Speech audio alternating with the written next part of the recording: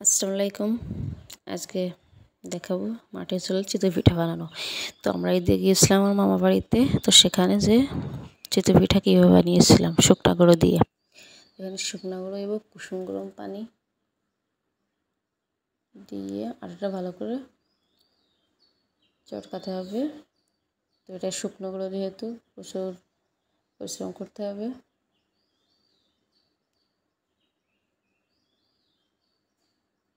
তো আমার চ্যানেলটা সবাই প্লিজ সাপোর্ট করবেন। যদি আপনাদের ভালো লাগে অবশ্যই একটা লাইক ও কমেন্ট করবেন। এখন লবণ দিয়ে শুরু হয়ে যাবে বেশি বেশি চটকানো। তো আমার মামা বাড়িতে আপনাকে একটা ব্লগ দিতে চেয়েছিলাম কিন্তু পারি নাই, ইনশাল্লাহ পরে হবে। তো এই যে আমি শুরু করলাম। এখানে অবশ্যই কুসুম গরম পানিটাই নিতে হবে।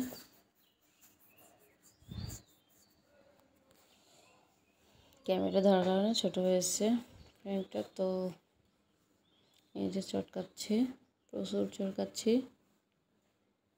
প্রায় হাতটা আমার ব্যথা হয়ে যাওয়ার অবস্থা হয়েছিল।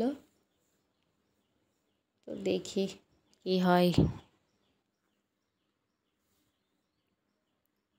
তো আমার ভিডিওগুলো যদি আপনাদের একটু উপকারে আসে তাহলে অবশ্যই একটা লাইক ও কমেন্ট করবেন।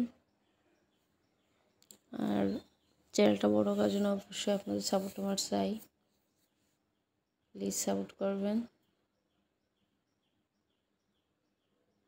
যে এখন একটু একটু করে পানি দিচ্ছি আর গুলিয়ে নিচ্ছি ভালো করে। যতটা ভালো করে গুলাবেন ততই পিঠা সুন্দর হবে। তো আমি থাবড়াইয়ে থুবড়াইয়ে যেভাবে পারছি গুলিয়ে নিচ্ছি। তো হয়ে গেছে। এদিকে আমার মামি গোস্তের জন্য মশলা রেডি করছে। এখন চলে আসছে চুলাতে। তো এই যে বেটার দেওয়া হচ্ছে সসের উপর। এটা আমাদেরকে সাজ বলে, তো আপনাদের কোথায় কী বলে আমি জানি না। তো সবগুলো দিয়ে ঢেকে রেখে দিয়ে কয়েক মিনিট অপেক্ষা করতে হবে। এই যে সুন্দরভাবে হয়ে গেছে, মাশাআল্লাহ, আলহামদুলিল্লাহ। তো অবশ্যই আপনারা ট্রাই করবেন এভাবে শুকনো গুঁড়া হলে।